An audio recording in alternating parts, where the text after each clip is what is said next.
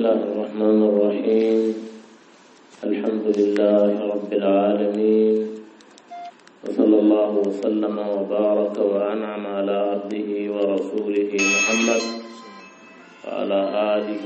وعلى صحابته الطيبين ومن تبعهم بإحسان إلى يوم الدين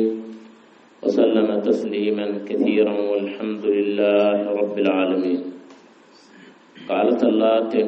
تنتو مومي بعالمي على نيمو بيكا وكلا كسلكيلا ما صلى الله عليه وعلى آله وسلم كلا من عليه يا مري على كتاب وركن سلاما المعلة الله نيم لاما أنا على صاحبه أنا على دمبايالو أنا على دينو فاسالالو ناكوين دلالو نميومي ياسمولو ولسنوكا أبرد لغالي بجلو منا وكتالو اللبونا نيبي بنا عليا لمنا تبارك وتعالى بيكو لا كباد ما بلالو بيكونتون مسلمي على كنتون ديرولا كافي بيكو السلام عليكم ورحمة الله وبركاته.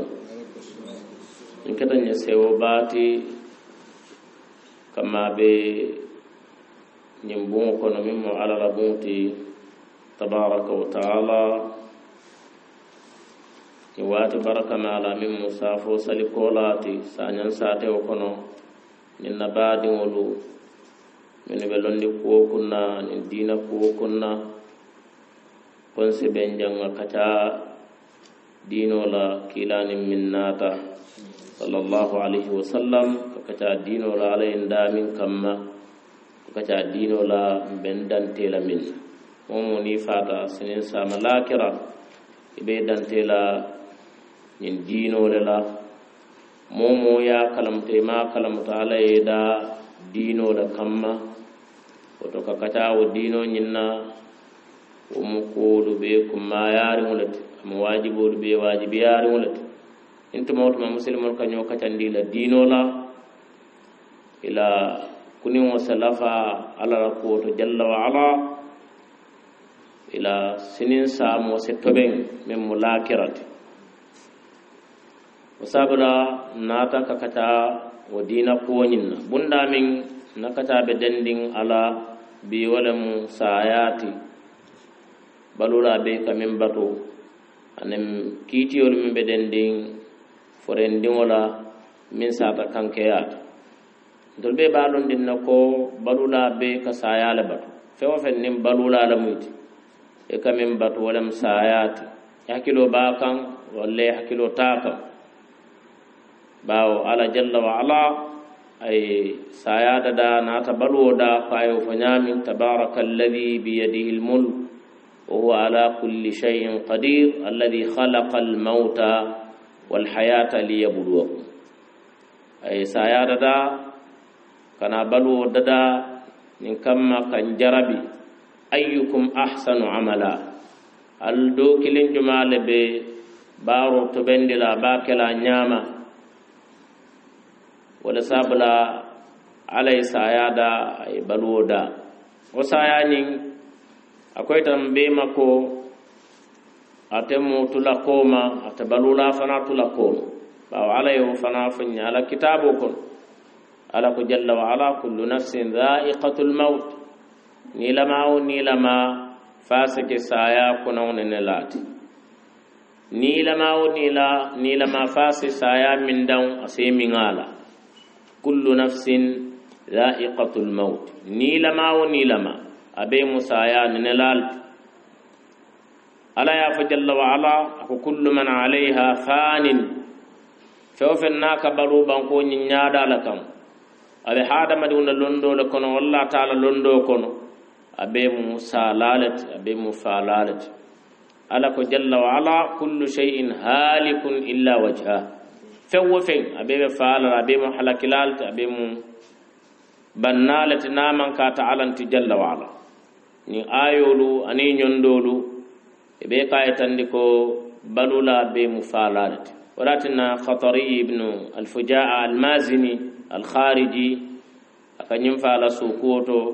sabilul mauti ghayatu kulli hayyin wa da'ihi li ahli al-ardi da'i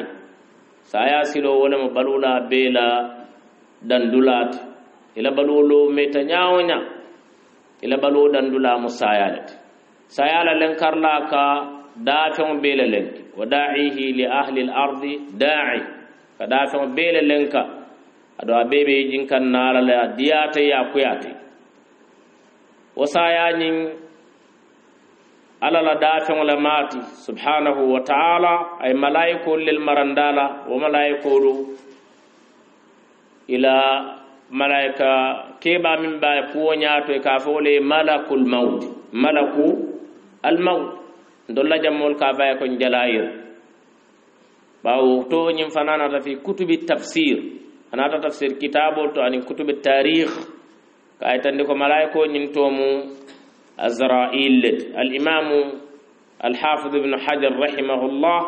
ay ñim foko la mo dor man balanto ñin na sabato la bar min sabati la sunno nin qur'anul wala mukato mu malakul maut ala ko jalla wa ala fi surati sajda ako kilaye ko afaye ko min be niyo taale fatew ko no ka fayle malakul maut kul yatawaffakum malakul maut alladhi wukila bikum thumma ila rabbikum turja'un wato saya mudafi wala tiwala sinin sama lakira ibe wasaya nyinnatila ni aljanna dingol dunta aljanna alma alay mbule kono jahannama dingol dunta jahannama kila ko ibe saya natila ala surati kabshin amla abe kala ko sako don ko be nyami fa yuzbahu bayna aljannati wan nar sakanati aljanna nin dimbatima kanko lar la safa ya ahlal jannati khuludun fala mamat atul aljanna dingolu bada tuolum sayati je koti aljahannama dun fanali safol fanali atul fanalu albeddamin fofaw otembo membe kumbole sela kumbola fa membe sewola itela sewo se duma walatna ala ko faman zuhziha anin nar nimu jenkendi dimbaye wolun o udkhila aljanna ya dunde aljanna faqad faz wala gagné ta to nyanya faqad faz wala fon gagné dambalo la gagné tonya woto wasaya nyin ke pare akamma to mawtuma yefan kalamta ko balula la muyti yefan kalamta ko mola muyti min mukallafo la muyti e bata ko lu bori nyoto nyanna ke pare akamma ada sinano wati ada buka saramola ko min sukulala yafanya man mawt yati baghtatan fattaqihi imma naharan talqahu aw sahara tilbulunum wala suta labawnam walle be salolla walle be dongnela walle be suñarolela walle be jeynolela saya man wolon ni wato site kay takari kamma e tara al hala wa al halatu abeta mario talawol yalo hakil ma nyanne e pare la fen kamma min kana teren kon walatin nasruna min as-salaf minnu yalon ko yetolu fa jama bal minnu nin saya lote kunna ite fellafa no le labato min yalon ko no parerin fi kulli hinin wa an bawo yalon da ko fenne mata bayila o saya bi nakata be dennatela saya nyin amma selan warta baake mo kunda mo bebe selandin saya mo femba nilo ta kunte kay say saya sa fay ko man pare iba betar la man tar pare hakela nutuma ya kolon anin tama jaw nata jangum yalon ka be molbul mo bebe natarin balu jangula mo bebe natarin jama ba sotul han minu taade tiyo koyte be natarin jama ba momin tata ay sanyi taworo balu hani be abana firin taworo kotin abe tamarin wona ada be koyrin afawma ka bota taworo min kono jata kendi amin tartawta ni sembo wota tarno la taworo laban kono afawbe wolondi bawo balu adiyata nyaawnya ni futata tembe to e fon kapasiala saimtu takalif alhayati wa man ya'ish 80 hawla la abalak yas'ami sukulala ko sanjitanse ngawla balu ako wallahi nimmo moy sanjitanse yo balu ibe pasela saya balu nyinde sabab pasa barin to man taraw nyaamat membe la firin jama bala ni mo min je dron alafta pasela saya balu nyinna salon ko li allel siyata kun deto kulu siyata kunna kurang lota deto ni wala min kan o ka fala ko haninga fa ada be o famin natari min babatu kan lakira kun alon ka lado ku kende atata jikirin ku jamalaw bare de tola ka nyonti wo ko nyim fo par hani sana rafanga kay ko bawo be pare rin sala sa samba ngana sabay batu folo do man ni amman pare oto mbadi ngolu ke pare saya kamma wajibul wala nakila sallallahu alaihi wasallam ay nyim fala sahibo li ko aksiru dhikra hazim al-ladhat alnidi alu kuntula amiru siyan kila la yamaru lam nyiti sallallahu alaihi wasallam aksiru dhikra hazim al-ladhat nidi alu julu kuntula ala amiru siyan anata fi hadith ibn umar fi sunan abi daud yakila nyinka sallallahu alaihi wasallam jumale mu mulbe mo chewuti min chawyata klebata kalamata da mulbe kila koy ko aktharuhum lil maut dhikra min ka saya mire bet wala chawyate bet wala klebate bet wala kalamata te bet sallallahu alaihi wasallam oto muslimo nyanna ka saya miro siyan momin ke mira saya asa duniya kano talebul asa natajang talebul asa hakil asa baras nyimma siyando dundibul bawon be ba londin cew famo min ta kubori nyoto wala kira min muje tintindawt wala mo bara nyimmaluti amanke mo dambet amanke mo kontonte amanke mo la siti amanke le palasiti amanke le toboti amanke le darajat amanke le nyinyati ata dandin kilinna nyin kuwol ton kamin fa anim minnu ni wo mo kilinti la kira kute dandin wolula ata dandin dambela mol ka kirim basi min ata dandin sila ata dandin kontonna ata dandin ministre yanin president yal ata dandin fen kotinna na manke nyimmati yemin bara ya tambin ya ka ala dorum farakam la kira ko be dandin wala na nim moy la kira sayamiro sendi dora ka min dunda bur wala mo mbatu nga bara nyimmalu siyan o talinga katannu ka sayamiro siyan alinga nyin kalamta kon ka minnu foko mo clever ngol lelmi ibe borlin dunya no sutotil ibe motol falin na niyawol kool kiskisi tawara be mu donto tallet do ko lala donto nyim pajer dola wala ya donto kordala ala baluwo be mu dontol min be nyin tubabu do ko wala wali alon nan kamin ciodi mol jama babe nyin place balto nin wodu ko dinkira lu yeje ko mola miti la solo be bala e ka julol le mini kawn ye don to kordal ye don to motolula isa je te fiti no le bulite kana no le ba wala julol be kawnda bito molka taraje minuto ko ko bori nyoto kardala ko be diarin ala moto jibe ala ko da be julu adum mina julola ko kitiyo to le nim mo faata julol ba to mbadi wolu mo se pare saya kama klebo mo minti walam ke pare saya kama ko kila fo kewoye nyami sallallahu alaihi wasallam akay ko aktharuhum lil maut dhikra min ke mira saya la molu bet wala klebata molu bet wala tawyata molu bet wala kuninta molu bet saya kami nga fanyami akana molu kan teren kon ijama ba abe auto motolo kono be takan accident keta me illa fama fat ibe pleno lo kono pleno boy ta fat ibe kununo ko leke keta demola bila be bala soko no fa e illa boyo nyimmal ba modol be tamadul alfe be nakan yele dimbaya lu kili ko en kanale wol ko ko ni be nala yeta so maketo do yin nit ñi sanyanan e wona to e accident ke fat wallahi alladhi la ilaha ghayr ngamo illa lumo do la ba fa saudiya kewo bota do ko dulata ala muso kilana dingol albelaf la mum fennela nge salena wolbe yele kumul faay foka pare adunda so mamake do ko ay wol besam abula taala mo do ko na bina kan dra accident so do silok yo fewnu ni ifama fure mala dundi kambun ko saala be wonya kana teron ko ka fo mautul fujaa mol ka fa wonya ma do bi jeto ala buna ka boya kan do bi jeto motole ba takila te illa ani wonni nyondol be wasiyata wol kasot do bi jeto aka e ka faale ko be faral misal fe kuran joya la kan ya samba hospital doctorol min ya non ko ye wasa salu lon londo la mi ya karan ya sude ko nyin ate balula do bi je safa ko ite balula ni la baluwo jam fata karfala wala karsam e ka fo moli ya fo lallumo do ko Sheikh Abdul Aziz Tuwaijiri rahimahullahu rahmatan wasi'a ala kitabo bembulu birin atata kansala balay tata ya wiste ya jibe docteur kay ko min tuteje aman siya priye balu ibe fete nyanta fala te mela baba ko nya akoy ko isa suman ni keno karjal kontoti ko kay nta suman no bar ngalon ko min be bala praye tu jaba ko yalla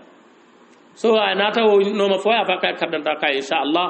o kono ben katal nga kitabo dol commencer safela fonsem bandino bala janni sayaka wala miro ning itala miro takilin miro min babul mashru' ay kitabo dol commencer ka safi min alafta kam man to nafa alafta janna ka fa ko kitabo nyin timman ata hakilo be wala kan nin dol mo niyo fo e damin ko be faala sila wakijo be telal ata dun kuna ke kuna bo kulon hakila maslam kolon sabula min ka dolu mutaniye saya kumu saya kana nyin al halul lil ye kuran ifon fana fon ye sobin na febe faala mo fon kaje wato dobi je ka bonte te balula mbe saya min sasa min ta tentula comme Sa'd ibn Abi Waqqas birin sasata anata makka anata sasa kila ta rajibe sallallahu alaihi wasallam ka konton comme mol ka sasatul konton nyami ako kila ko sallallahu alaihi wasallam annana fulul lafta ka karakilum beke sadat tanda manji kinyin nakabe abe balu o kasoto sasa to le kalon walle kanin jiki bazor ko nyin sasan mbetulato oto muslimo sain nin asasata sasalata kan ko mi warsiata mo buka tariya fafam no nyama sinya jama sasa ma walla kuyeka wala na muslimo nyen na pare hela wato bela inyantale ni be kurandi ikana jikilati isa son ala la kiti wala jalla wa ala min kiti te la kuran ala la ka jonglu kurandi atale ke kenyan adul limani amola kuran ma e kayral ajaban li amri almu'min inna amrahu kulluhu lahu khair kila wala ako limani amola ko mukawa ku ala ko be mu kayral nin ko royama asa ala tento asa kay kayrat nin ko royama asa ala je asa kay kayrat limani amo son ala la titiyo molu kane sonno mo wiswa karñol le nyin kela nyin nyin dunta janne sonno mo sabatinde alala na titita joye minna wala kasot na man titi joye minna wa tasot isonno mo den ala subhanahu wa ta'ala mo kane sonno mo bondi dorbi yanin sasa duta mol sene sa fe ko yaman tita kariya bam yaman tita la karima yaman tudna se samba se dolu cikka kay samba dulal ko minnu yalon ko jalan ko wolle mo dolti dolbi jito hani man ka jalan ko to nani moriya ko wolle minnu yalon ko nin kafiriya ko wolle be tafri nyobala e sedun diwol kuranto son alala kitiyo la mota sasa bonni no le fatew kono na man ka alat nim borol be mu sababu wolle tan nim doctorol sababu doron bari min ka sasa bondi fatew kono mu jumalati ala jalla wa man so mi ayub kendi andi biraba kurandi wala mu kendi ndirla ولكن إبراهيم يعفو كافر وإذا مرضت فهو يشفين نين كوران تعتل كان كنديان كلا تتعبار دوارون كاكبا اللهم رب الناس أذهب البأس واشفي أنت الشافي لا شفاء إلا شفاءك شفاء لا يغادر سقما يمكن على مصر لون صلى الله عليه وسلم كنديان درومو على التاتي أتلك ممكن وتكان إلى الإيمانية أبوندي أنوتو إكان يدون دي كوكي لمن بيلا دينو كرجلا kuran sabula aduta nyawanya alamuta subhanahu wa ta'ala koliya namana la mokan fa sa tara wala ta mokan min sutiyata ala laytati koliya wa koliya iyaje fankan ala ta mokan ala min kanuitati baki siyata urwat ibn zubair ibn al-awwam هذا الفقيه الامام العالم تلولو تا سيودا يا سيودم ila banta siwo kuntulal lumine ba siwo kuntula wolum fana soya dum busa ko ta yafa o ko le afulo be benta kunto lunkile ko le ala belale te kam mimma la muluka par foka munya ke sabar ka dunya ala la kitiyol na e kula nyami ngamu tawanya sababu nyimmalu ben sarion sontele yewul noma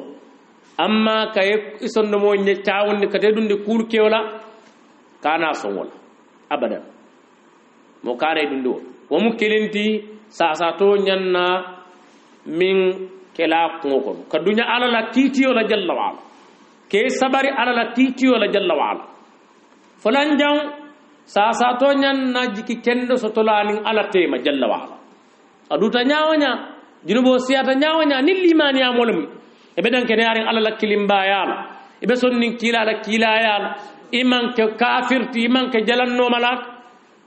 aduta nyawanya nin sa na te kana jikilate tantini ala la bitaben subhanahu wa ta'ala wa huwa arhamur rahim atelam hina la albe hina la ay hino keme ay wolda kama thabata dhalika an an-nabi sallallahu alaihi wasallam hino keme la babu kilin damma ay wala jindi daton ka hina nyola wadam malala kilin niye moje ko liya ko no nyaajiyo min ka boyla balafa o balafa nyin kilin damma wala ite niyo so dol ndanga so to nyim mo be niyo so be yawne niyo so dol kila ko kirunin be yaw ka asunti ka diun kunto akana ma aledi atul nyaabaje kan nim wulo wuluta diunu aka balafa min sabakala moy katawo dinkiranye solo wonyama jato wonyama sise dimba wonyama alale wahino ka balo kono adingoli walatna kelodo kila sallallahu alaihi wasallam ghazwatu tabuk kila alayhi salatu wassalam ay musoje kelo banta abe kila dingunu kono ading jolonta kila kafo nyin kono amalo abe dami abe wala nyino la fata ta diw je larin tanamantara la ya diw nyin ci kawala nyam aya nakinda sisol balafa ni sewo min duntal birin kilaaji sallallahu alaihi wa alihi wasallam ako sahibo le atarawna alimu ne ko nyimba diw nyim fayla la bang ba fayla dimba ko ne kay ko la ya rasulullah ata akoy ko allah arhamu bi khalqihi min hadi ala la hino soto ala jongoli kata minye hino soto hino min soto adiwa oto ala mo hiralalti nin sasa duta fay jikila teta baluwola yamata kebe falale isondo moden alala subhanahu wa ta'ala ya lon ke le joma siyata nyawanya ata alanna hinalat asiyam funo imal atomu ghafur rahim atola muwati jalla wa ala asiyam funo nintuma otuma itemanke fulan ka fulat imanke bidan kundon koti ijiko kana jiko kuntu alala subhanahu wa ta'ala ela bino siyata nyawanya iba ala tarlayam fulati jalla wa ala كما نات حديث صحيح رنامي يا ابن آدم لو أتيتني بقراب الأرض خطايا ثم لقيتني لا تشرك بي شيئا أعطيتك بقرابها مغفرة ألك هذا ما دنيا بانكو فندي جنوبولا إنا يولم برتمامي إنا بن ولمنا إمام فلان كنت على فنا بي بنديلا بانكو فاجنو بكفروا وتو موسى جي كندو سر برا سبت كلا كلا قال دو كلين كانا سون سايا يا ترى الا ويحسن الظن بالله فاسا ترى ماريو كندو سوت على لا كارو وتو ساسا تولو قران تولو انم منو بي دالا اسكالي حكيل بلاندي نينولا ساسا مو جونلتي كو يتمو جونتي نيامي اكي بالو من ديمين اموي جونبه كفارولت اموي جونبه كفارول اموي نياتو تالت ما يصيب المسلم أو المؤمن من نصب ولا وصب حتى الشوكة التي يشاكها إلا كانت كفارة الله هذا في صحيح البخاري كلاكو بندان ولا كولومو ولا غنيو من كتا لمن يموسو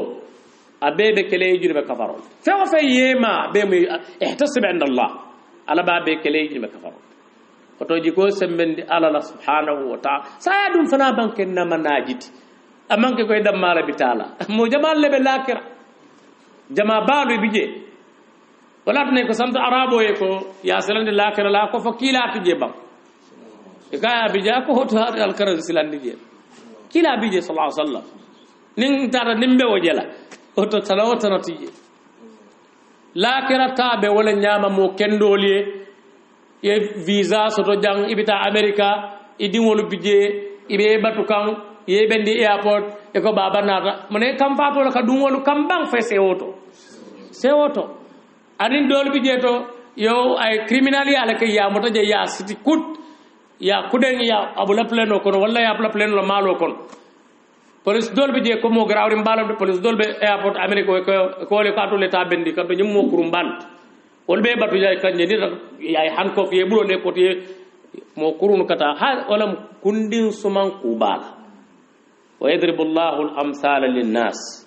alaka man salul le ko simoli non te sayamu wa dammal woto husnu dhanni billah o muflanyaw molu ni be sasa to nyin kunna itata fa sobita nyin nako abe ni bo la watambo nyen naka akala mutandi la ilaha illa Allah kuma kan fo ونادى كمتكلا على صلى الله عليه وسلم أكو من كان آخر كلامه لا إله إلا الله دخل الجنة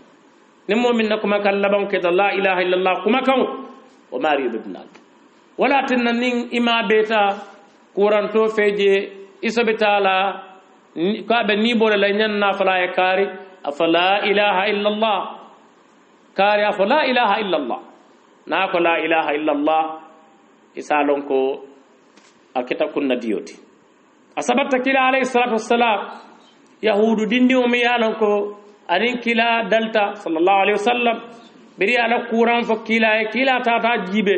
o kaytan ko mosa han kafiro na kuran te sitano ajibe to bamin na kube na tema mo ya kuol albe den nin do kudla Allah ba albe kabila kilinna ba albe sate kilinna ba na kuran te se futano ni futata mafana isa muslimi ay tanda bari nin kafiro ta nyoya muslimi ay tando se taraji ka muslimi ay tanda la nyaadi iji ko min ibe tilinna la nyimmal o muslimi ay tandol anin fana ka faaye ko fere ke yedum muslimi ay yare ina ta karla dolo min ne ka faaye ko dum muslimi ay ina ka jeno ina ka sunyaro ina ka nyin kuriyal be tibe mun fono lay ina jiko ibe wala tandala muslimi ay jiko isaje yaadum no dino ko birin khilafata yahud kambano nyima tarasa wanyama kila kay sallallahu alaihi wasallam afala ilaha illa Allah muhammadur rasulullah yahud kewnin kambano nyaay kila no sallallahu alaihi wasallam aya faanya kono jibe ba fama basiri bara wanya kono jibe afama kay ko ati abul qasim fama lakum noma ataka min faye wono me karanta jibe كما نقول أشهد أن لا إله إلا الله وأن محمد رسول الله كلا الحمد لله الذي أنقذه بي من النار ngala tan to miye nyin kew tan kan di dimba man ta kila sabu otoka forewlu sasatolu ke kanta pour que kalam tan la ilaha illa allah kumola am ku nyimmal to na mol be sasatolu kunna nyanna kala mol timinu be kalamu tari baake nin salawatol sita ka bay salawato sita sasato jallami be hospital wol buka sali mote ya marla sali kula e hakilta sali kuka ma fa min yano ko ketuta ite fan kalama wolu marfu'u anhum alqalam amma minu jaato be kendiar ya hakilo be kalam dar nim mollata ke sute salawat kilim mambo yima nyanta ka sali ni man ji hanni man ji de so ite salji mutano le nyanta taymam ni te taymam nola ibe salla wala nyam inna as-salata ta'akkadat hatta wa in junuban takunu wa yufqadu at-tuhran hani jiman soto bankuman soto nin salwato sita ite nyanna kasali fattaqullaha mastata'tu barika sasato de fana batana nan ala tara kedde ndo karfu lamman salen kana wala julujo ibe laari nyanta kasali man sal yege kana wala julujo ko nyin kitiyo fam jaato moluma wala no oto mol se hakiltu wolto bak sasa tolu fuka dina kolu boye nyon min nyanna kala kay tandila nim fana tara febe ni bola molu nyanna ka e hakili bulandi la ilaha illa allah kuma kan arim bundalu min isawan nin foreñin ala tata ka niyo bota min nyanta wala ka nyabiti ومكلا على سنة صلى الله عليه وسلم باو نيم فري نيو نيم بولا بالا جما جما نيان كان نيو لا نوما نيو نين اكولا نوما ولا نكلا يا امرو كي نيان نيم بيتولا عليه الصلاه والسلام دول بيجيتو ولدا سيلني دا فنايل تال سادا بيتي وقال لي مورا فانولا ñim fana sabatta kilala sunnoto wala ñama sallallahu alaihi wasallam kanyil min fa ñabito anin ka mura fano anin fana ni sa sumbuno isa sumbu birin kila bele sallallahu alaihi wasallam abubakar dunta kaya jibe kaya tibta hayyan wa maita akay ko sero be diari kabiri be baluri wo sera kiluna be bal hanin be bimin akay wallahi ala ta saya fula safale kunto sallallahu alaihi wasallam saya mi nyanta kele yewla kitanti woto ka fore sumbu amanke tanati na tara mo kendele mo nyimmala nim fana moy fewo fenja bala ngay be ko to e manyan na tala ka wasata moli inyan na kala sutur lalti min nyante te mira lawla mo nyimme nyimmento mfana bina sallata ndef malo fonda be yella ba fo insuru be jalal be tetili ndi do la ba malo mo malo ite be kala nyami be laban na nyami min takete nyaale yo se wala satano bari ta ite o satano ba o man kenya wote hakkilto adum ashamata ka fe be jelela mo la dobi jaka min sabu moli jele fanal mo se hakkilto to bak se hakkilto to bak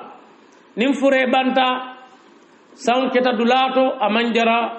kirimbasi kuma fomin katara dinkiradol to waymba koko mbekela nyaari lembe dunda bunjumal kon irba boyta kunol janyanta bayol bambula kuma mane jamalu ntolla dulal to akafo wolu manke kuti min betea anin kan ñoo juldum san kumbola wolu manke kuti kila ni min nata sallallahu alaihi wasallam immo fata min ñantete fure dum kewm asiñola mitiba abadi wala mitiba akafuñola mitiba amuyo min muyti ni koy ko kara fulan fata e ka bala inna lillahi wa inna ilayhi raji'un ntolbe ala le jang mbem mu mela murula kata alal allahumma ajirni fi musibati wa akhlifni khayran min mari mfasa nany masibo to min boy tankan ye njoto seje fenna min fi siyata fewndi min botam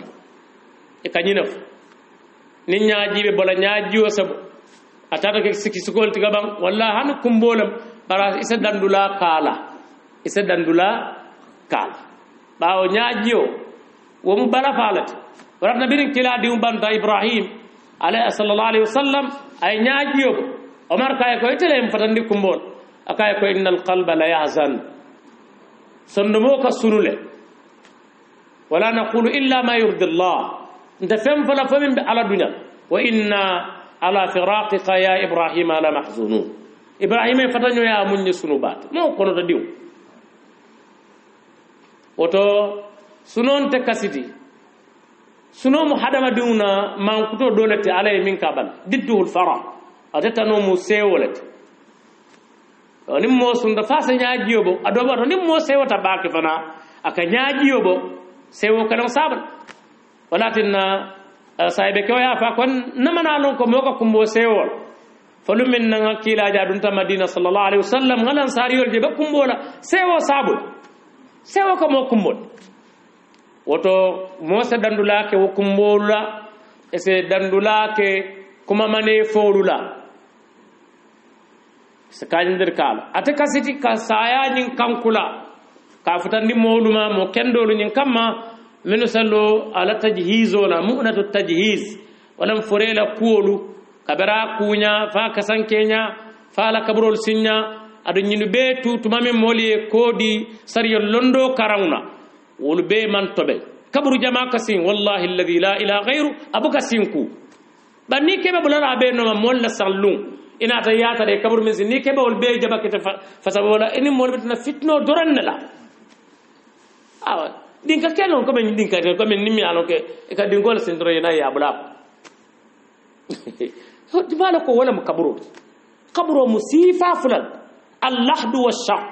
ashaq wala moy kadin ko la sin yana dinka do bula kon wadin ka fulan nyani fure ka ke wala kono e ka balolu la wala kan o kola ye fitol la ko kola ye nawo dinka do sari barala jibe ka mi shaq jang fo sindir lal ka wala simba mun kamma minnu kasin walla manan kabur ku karan kitabu ya jela dro molu ka ke fanal kat barka fa ko nga karan kitabul kono ko e ka fanyine ashaq walla la lumole nyaaton kaya singola ya tandinna ite oje na nan ka kuma men fofo na manaji kuma wala mata le na allah do dum molu muka woke jama muka odumo komanto nka moy ka fako ko sillan lumol dammal len tamana jumale oto olube ay nyanna katopot sate o sate nyanta molu bon la mini be sariyo londo karan minnu be marla nyin kuolula billahi wallahi nyin mu kukum mayari won let furel be kula nyaadile furel be kasankele nyaadile kaburo be sinna nyaadile furebe jindila kaburo kono nyaadile nabe jindila munnelu nyanta fola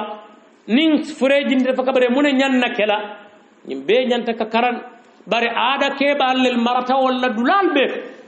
e aada kuwo ke aado ke kebati wo kol nyindo e sariyo je kendi karam wala tan ton tabala muskila ko tabala problème ko nin tumoto manga aado ke al-fatika tambi sariyo kitiyo lamin kilaye ko wala qur'ano yi ajibe dor dolo ko ay banko folo ani ñina dal talo fanke je ite yow bandi mun ton jumale wo fo kitabu jumale afu ko banko folo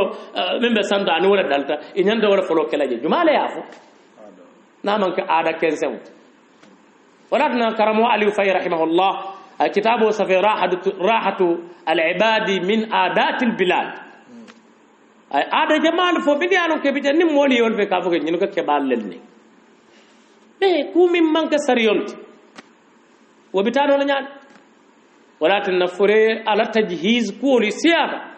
منو نيانتا لورا ولبيلا ولو نيان نكا تبتو جا نيمالا فمن غافنيامين كا مورا وكلا كا كو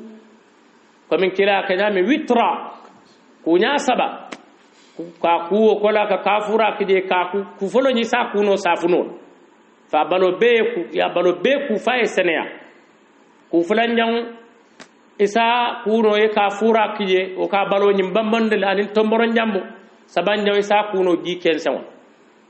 barkira min fonali aje ko balo be wo tano la a to da furela al halu la fure nyan naka ku ka seneya sareo ya landi kenya min nyam dol kanyim foke ba kono detela pour fense funti wol man na kila la sunno ana rafikiya kitabul to bara man na kila la sunno to sallallahu alayhi wa ala alihi kenya dol fanal kasato jam modol bi jeto wala ka taballel saba dol ka taballel sumbu dol ka sigala saba moli afoy ko al fata tabam al fata sigama ikoy take siga bela abe kurandila abe ingay bela ni keta furewte tababe kurandila abe ngay bela ni fure kankeya sigarto ya safa balal france kono abi danger pour votre santé نين أجراوت يعني شديد الخطورة لصحتك أمن بتيل جات كنديا هنو هيكاسا هيكافي بتكتير الفرال كوافي وهذا حرام بيو كوافي بتكو كون حرام إتمن كاسان إتمكود تنيالات من المبذرين إن المبذرين كانوا إخوان الشياطين كود تنيالات الشيطان بعدون نموت wala tan ni wolu faata fake bitindi kono kando mandingo bawo tabakara funtil akante la kasanke wonon wala tan nay ka dol nunu suki wal sabula nimbe non ta manna ko min nunu nyanta sukila daluma dol fon diam taw le balanta bare ni ma wol kewol le be mun kela e be kasanke wol len non dila wala tan ala fasiga sabalali fata sigaba ase ikuran baluwa ko roja se ngaybe ifurema dinni dol do salkera sallunu barna sallune wolne wol ka siga sabo feng sunkuti ne wonen kamane yamata ko wolam kun dol fon tata yamata ko ka siga sabo nyama to dol ka ke nda karol tende ka sise o fayni karol tende wom kuni on dolati wala wom wallahu almusta'an alayhi tukula oto nyina mu fureti ya kasanke fi salasati athwab fani sabakon wala min siyata wati bir abe fani koyo yakila kasanke fani koyo lekon sallallahu alaihi wasallam suhuliyya kama warada dhalika fi sahih wa kasanke fana ka fureni ka minimini akono dolla jande be ka al kurtuba kara al dirka ba kara won be haqiqatan lonna do le todiro kala min babi sitri onon ka fure sutra no ay bambang bannon tan kenyal bi de mi anon ka yalufunahu fihi laffa ka fure ke wala nyama kon nin fure kasan kew man siya barbi jamano wata kele e ka ko wala ma bo hani siwni e funti siwu min tuta je to ale fendol kewto botol le ba wala nyamo la ba wala kilaje mano yiro do be ka fa al izkhir yo ke saybe do siwu to tuma min nakasan kew masi moy min kan ya bay ko la din kirba saybo mus'ab ibn umayr kilala saybo alayhi salam belata fano man soto min basi saybo ko idha ghattayna ra'sahu badat rijla ninga kuma abudra siwu se funt وإذا غطينا رجله بدا رأسه كلانا رافق قال إذخروا كجي صلى الله عليه وسلم وتو نينمو فريتي أنيان نكسان كلا نين كينيا على نياما ولا كولا سلو نيانتا كلاما سالي نيافنا مبي بالون دي تكبيرو ناني لم كراو نيمبوكا فسان بك الفاتحة ولا كراو وكولا سالي كلا صلى الله عليه وعلى آله وسلم تكبير فلو الفاتحة كرا فلان جاو يسالي كلا سبان جاو يدعا فري نان جاو يفرا يدعا مسلمة تومالي تكبيرا جلي نان عليه الإجماع هو الأكثر برا ناتا التكبير ناتا لولو ناتا ورو ولا فكتا فكنون يمبي سبات تا كلا لصاحبون ولا ni aje saibo li akawto ku hanyanta kala nim mota ba kenyala akana ke bulu na manajit mo fana kana o koronto ke lato minnu ta kala mutare ni ba kele sa fay fono kandu dalta nani la ni je kata lulu woro la say kono de babna ko mala fani sel ko ba on to la jam molu biri ye ban karawna ni nin ko ku nata anen ku kutol nar anen salnya kutol nar ite ban karawna la wala na kol be kele nya ko do kutamat nim momo e ban karawna ko bebe kele nya ko kutama tadu yeba munela yeban karaw nim molu ka mim londo wali o tambindi te ka ye min je ko tambindi ite be batal ele balo bebe kele bulu batal furenin kewo muy kalwa mun to ma fanne asiso nim muso me kalwa tel almamo kallo wala ke sali forewo ma ya samba ala kaburo molu fana ka duni kankoro la ka wala mukira la sunnata alayhi salatu wassalam amma ka la moto kan fana tara din kira jampata wala tin molu la nyim balambaya nana ma be ta samudo to Sheikh Muhammad al-Amin Ghaus Tarawali hafizahullah adiyamata wasankeno nyinto ay nyin kumo bamandi je ke dobi je wala ta ka balamba o balannal nim mo lafta balan Tarawale kaya ko molu nyanta furel tikar kale daba fefewlu kan ka samba kaburo ako e ko nim furelun kuli atam be kele nyaande kila sama amman kay ko ke kulun saatika ke nun ko saatika min ale nun ko tabaka ba ta fure nun ko lo ke nun ko sa samba ay de abanta bu oto ka fure samba kaburo to kenya ala nyama ni e fure samba kaburo ni ba jindile ka jindani sinna tolol wala sabatta kila anka kila la sunno la alayhi salatu wassalam ni ba dun la kabro ka kabal bismillah wa ala millati rasulillah ni salamiro salamo min ka fon to luka min fu tonya ni abe ko foka silam bang la ilaha illallah kuma ta kere min fi siyatawt afdalu ma qultuhu ana wan nabiyuna qabl walam la ilaha illallah bari mona nyindula to miye nyin kumo fa ka fa jele to bang ani akafala bismillah wa ala millati rasul oto alinga wofo ngadaha alinga wofannu ngadaha ana manan sabar ko kila yakul wa kunya tan nin kilin karan kaburu hadithul minna taala be hadithal lamfuri ana manan sabar ko kila ko moli e bul konni wol bula nyoda tandi e layla fu kres karan kaburu nte na mana waji safar na fa ma fata ken nte na mana waji safar do kila na mana fa mole ko banko sandon ko al wala taale o flo kije kanda ni wala dalta ol be man sabar ka al fatiha ta fure kun to kabroto al ngal fatiha do bit la do ka ko kar jora al fatiha ni non fana liata ol be man sabati min sabati to wono ni e fure ka kabro ko doron mol be ka sile kabro nyin dala ye dua fure hadith fulana hadith amr ibn al-aas ay wayin fala mola ko ni aliyem bade alsa sinna kabro kunto wati kundu ali ala dani nye sabato ali nyin kala fi hadith usman ibn affan ay nyim fako fure kila ko sallallahu alaihi wasallam istaghfiru li akhikum fa innahu al'ana yus'al al kafaru min al badu ana rajadi usman kila ko fa innahu yasma'u qar'a ni'alihi aka samata sinkan al bal ko la dila do al balan la kabro al basira niyo min miya bonda bal wala ka sayinda ba kataba ninkil a misalo mo be sinol do ay kuni a misalo mo dammalati asa kuni ngata fon sa Allah samata sinkan moy atol be sewara say atabala korda la ban ko mbadi wolu mol sa bade se duwaye kafarola ni yam folani hinol ñine mo kuti min ñanta ka ke furaw adum fanan tambita blado la ñinata ka nukta ñim fo wara mi ñinti fureñi sasato ñi añanta ka wasiya sa baran mi manke sasato don mi be sirin janni molu ñininka jumale wasiya sa fe kayto babul min be safere ngala muso balon di akafunyo stunu ba karam tan ko ntede nim fatal lafita karele sa salimma lafta karñol lel senku lafita isembade kullem mola kono lafita nako kala tara kabilo bula satara sunna molu bul nim minu be londi kokul jubale o ka doat ya fakate ya ke bari min ka doat na e ka wasiya safel ye molu kalam tan dal nin karamodo abatna saudiya han kunum ba ko kal sidi jeyte na be takan dawala kata mbota farafe be takan bolon kon na be moto kon akon nyentol be tembo min do say fi mu'tarakil manaya kono nin saya be nyobori wala akon je bari nga nyim fon diwol yele pour al france akram da bawon natul lel be tama silo kan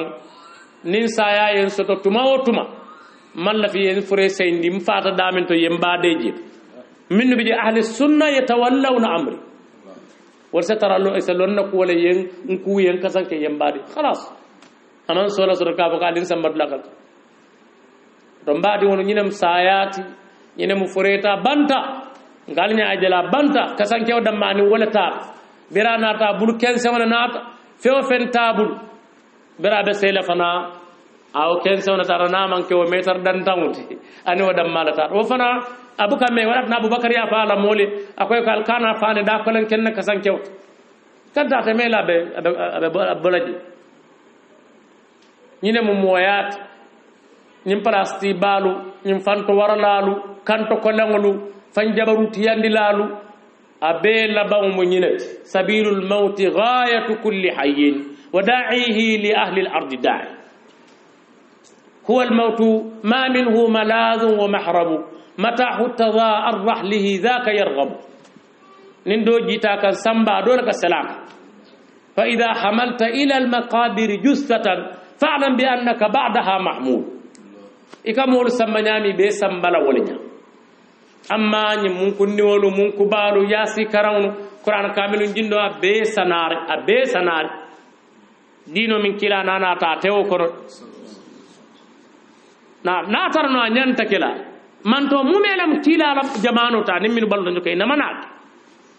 na saybol man qur'an kamilo jinde furewle atol le qur'ano no yitolti atol le yalon ko fure ka qur'ano nafawol woto wol malo walat ne buka ka atol le yalo yiti atol le yalon ko nyanta yasin karam na fure wol malo wol be mo hakiltu kullelti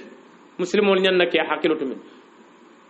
wol tolla jangu bidol sata kum bandawnu til tannanu laba aketa feyala ti fang molka panketol dada kamma e kam buru ndiwun sa kamma e ka pati munun ke mola saya barhan kunun ko man to oto benne ka ko kebal jamanu kebal do bije kebal ye modu na fa sate alfalu majlis tiyol lannu me balu ni fata tata fameta lakum bandawnu ima marun kate ñu la kurtubal la nan anel dende kotol ibele diam ñal ni kinne kela musol kiliñaade moju mal ka balala mo ka tarasir ne ke fajjalandi ay diwnu fono ka tarasir ka tarajibe wolu mo ñanta mo fata al ka sanara ala baru ala faala fo wala ñanta kela ba wodun tartala ka ke fa baga ke ba ay wala tinna molu fokabula dino la no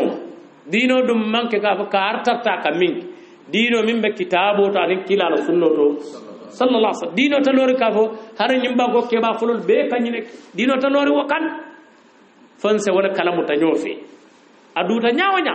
fanse wala kalamu tanyofi nyene musayati mbadi wolum be sen tesiti ka benyoya be sen tesiti ke pare akam mol tatamini alon ke sabatta jami kono saji tan anillu ibaka fundi fo sola haajo yañini kay mune ke sabat na koy ko antadhirul maut nga sayala batu ni jami ko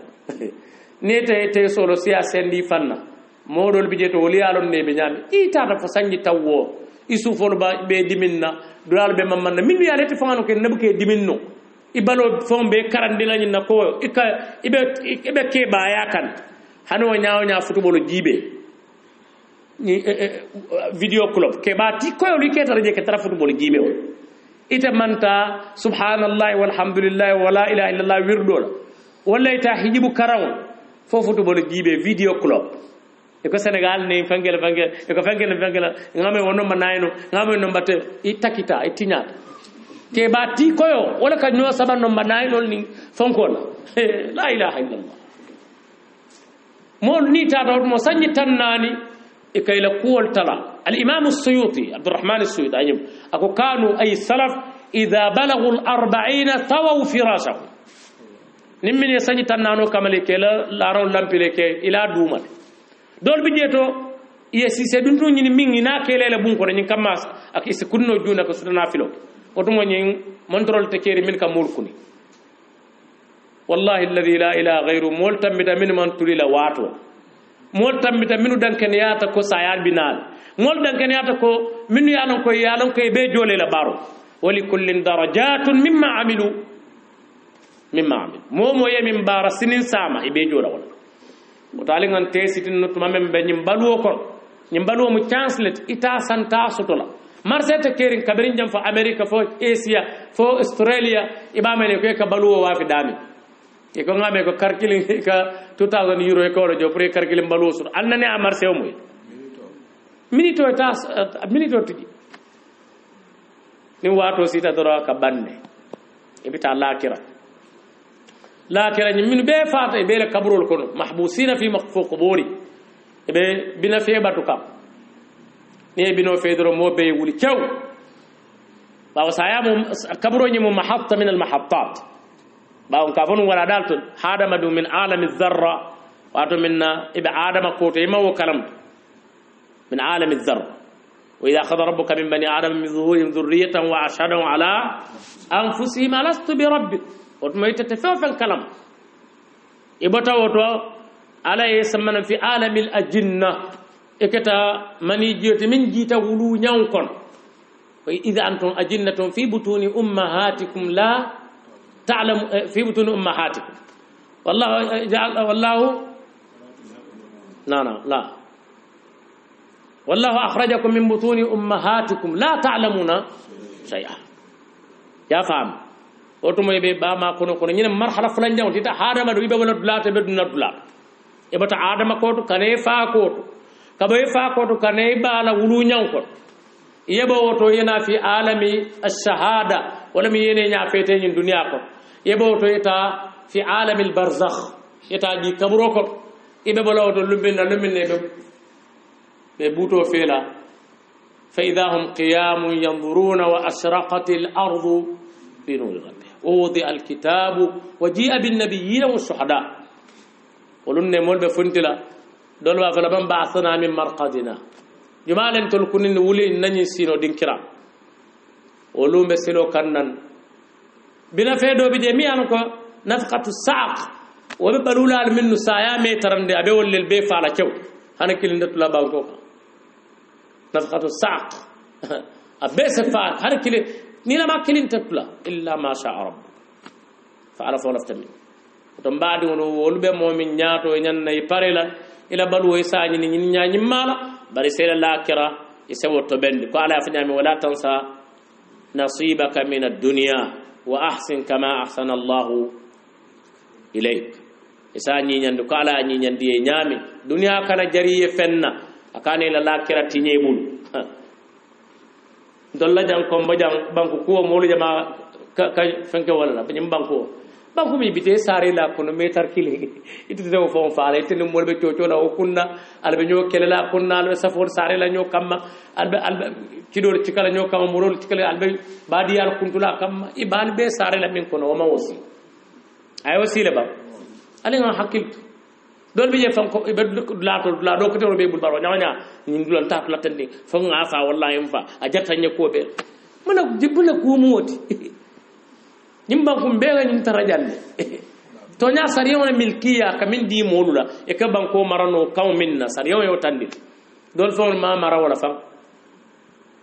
dol bi je haduna kenson kamina ihyaul mawad din kirame wula kante no laliya di molle ya sebu ya te fo ya soto e akete tati ya balun alena ya musibo kandu aketa ko di ko dun ta ko nyin kono say nda tula jam be murula adi be mol be konti bole ke ko oto alinga doman kata damin jedda atani foki akiltu jeto bawo mo ni alaye mo kontibo itekan man husiba udhib wala haditha kulot ni mo kiskis ibe bula halako kila ko la yunji ahadun minkum amal qalu wala anta ya rasul allah qala wala ana illa an yataghammadani allah bi rahmatihi mo kilinna baro te kana